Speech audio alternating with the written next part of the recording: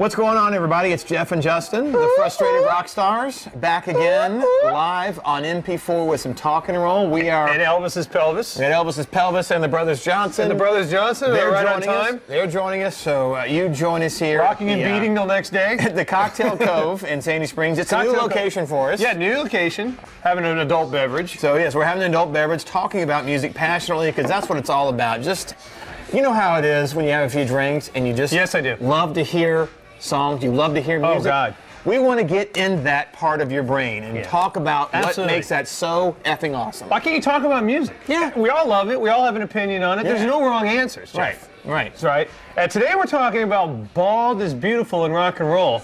Or is it ugly? Or is it ugly? But you can still be successful and be bald. Yes. Now, just so you all know, okay, there's hair up here. I wear a hat for effect and look. Right. For now. Right. It's definitely a third and long, but I'm hanging in there. But there are some bald musicians that have made it despite their being follically challenged, if you will. So is it a good thing, bad thing? Who's made it and who hasn't? I think it's a bad thing, ultimately. Nobody wants to lose their hair. No. Nobody's like, all right, just a few more inches and I'll be bald. All right, I want that Phil Collins look. Yeah. I mean, Phil Collins is probably the best example of successful and bald. He's one of those guys that... He started out bald. But he wasn't around when MTV was around. That's where it really changed. You could be bald. In the 70s and the 60s. And no one really knew, except for when you went to the concert and saw the magazine. Right. Moby. He kind of cultivated a look.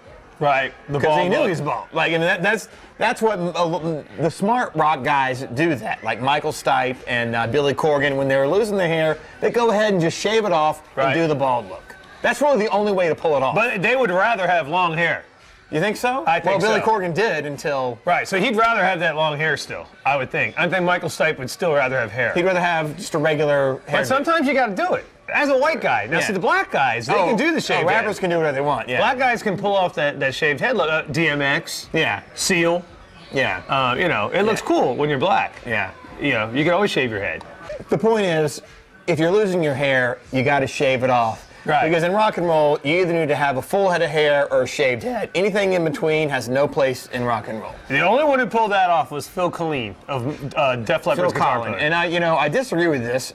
You're obsessed with him being bald. Because he's balding. He's not bald. He's balding. He's just got. He's been balding forever. Yeah, but he's always had. But he's had like a rock hairstyle. He had kind of long hair, kind of a mullet, if you will. Right. So that's a different thing. But he was balding. He's held on to it. It was very noticeable, especially in the '80s when everybody. I didn't notice it. Well, everybody else did. To be honest with you, I didn't notice it until you mentioned it. You were looking at his ass in those white pants. But yeah, he's had thinning hair since freaking Pyromania. Well, you know what's funny is. Kevin DuBrow, the late Kevin DuBrow, R.I.P. Yeah, please. If you look at you look at Come On Feel the Noise, he's like almost bald up top. Right. And then you see him in the Behind the Music in '97. He's got a full head of hair. It's like that's okay. I don't know why more rock stars don't do that. Now, the metal stars wear the do-rags. Well, like Bret Michaels and what have you. You've got the money. Hair is your business. You're in a hair band. Go get hair for $8,000. Well, it may not be that easy for everybody. What do you mean? They take some from the back, they put it up front. You may not have enough. You're not going to have enough. Those guys that do those hair replants, they're not going to have enough hair to grow a full like they did. So I think it's more of a wig look. What about Gene Simmons? Oh, for God's sake! What is the deal? Now I think he's done the replugs, and that's an example of that doesn't always work because it still looks thin up there. Oh, his hair looks terrible. Yeah, no. Horrible. Well, I don't know what's worse, his hair or Paul Stanley's facelifts. Have you seen Paul Stanley lately? He looks like Dixie Carter. I don't know what's worse. The other people that are bald are the country singers. Oh, yeah. Take them hats off, and holy smokes, Kenny Chesney looks like a bowling ball on chemotherapy. I mean, really? He's like bald as a berry. Tim McGraw. I'm talking the big names. Of course, Dwight Yoakam, you can see him bald with a sling blade. Yeah. But they got the hats. Yeah. Bald, but bald is beautiful. I'm not afraid to be bald if I go bald. So I'll be bald as Jenna Jameson on a photo shoot. Okay, here we go. Okay, well, we'll end on that note and go into In the Noise. In the Noise. So Tim McGraw's record company, Curb, is releasing a Greatest Hits Volume 3. Okay, and he's not liking this. He's upset with this. So he made a big stink about how he wasn't involved and they're doing it without his permission or whatever. Right. Sign it or drop it. Does he have a reason to be upset or just let it go? I say absolutely sign it. He has every right to be upset. Anything with his name on it, especially the level of star he is, he should have say in. He should be able to pick the tracks, look at the liner notes, look at the pictures they use, everything. He's a big star. Right. And they did this just as a money grab. He's really taking time on his next record. He spent already a year on it. But it won't be ready for the holiday season. I know. So they want to put out this, which is fine. For a money grab. And I'm sure they have like a 5-record deal, and this will be one of the records. So you tell him about it. He had no say in it whatsoever, and there was new tracks on it. There's new tracks on the greatest hits. Yeah, there's songs that he wasn't. So again, the record company's doing the little trick. Where you get two new songs. Yeah, if you have the whole Tim McGraw catalog, you got to buy this to get the new song. And he had no say in that? No. I think Tim McGraw has every right to be mad about that. I say sign it because I'm sure that whatever his contract says, they can do what they want. You're going to get legalese on it? I'm getting legal on him. He signed the contracts. Okay, well, legally, I mean, he maybe can't take him to court. Well, you know, but it's dirty pool.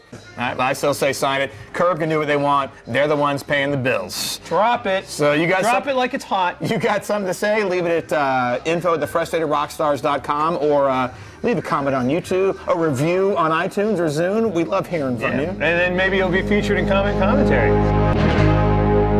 All right, this is a negative one about me. I love this. This was a controversial one. Breaking the race barrier. We talked about people who broke the race barrier, and I made this comment. Race will be named. And race will be.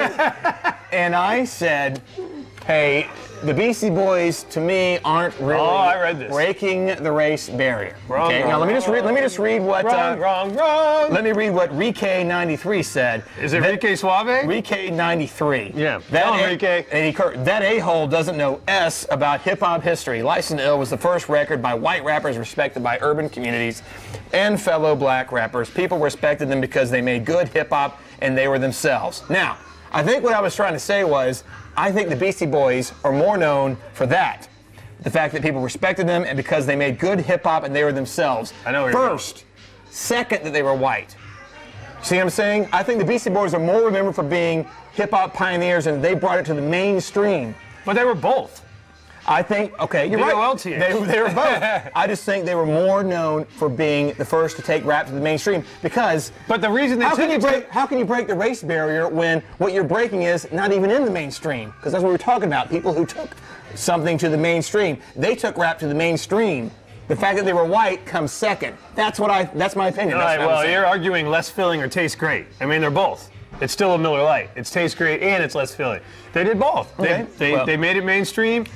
And now, were they the very first white rapper? No, they weren't. They weren't the first. I mean, technically, breaking the race barrier as being the first one. Right. They weren't the first white rappers, but they definitely were the first major white rappers and the first one to get credibility. Well, and the fact that I agree with 3K. You are an A full of the fact that they were the first. Not only they were the first white rappers, they were the first rappers. Period. To break it to the mainstream. That's what I'm saying. They did that. The fact that they were white was second. Well, cool, Jay. Well, anyway, don't know as about hip hop history. I will have you know I had the Gucci Crew, 3 Times Dope, MC Shan in my collection in 1998. Or I'm sorry, 1988. Right. I had all the rap tapes when you go buy them all off the shelf. So believe me, I know my hip hop history.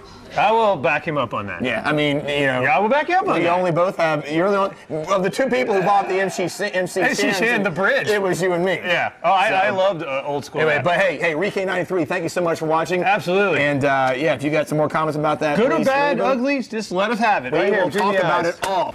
We enjoy our music, so absolutely.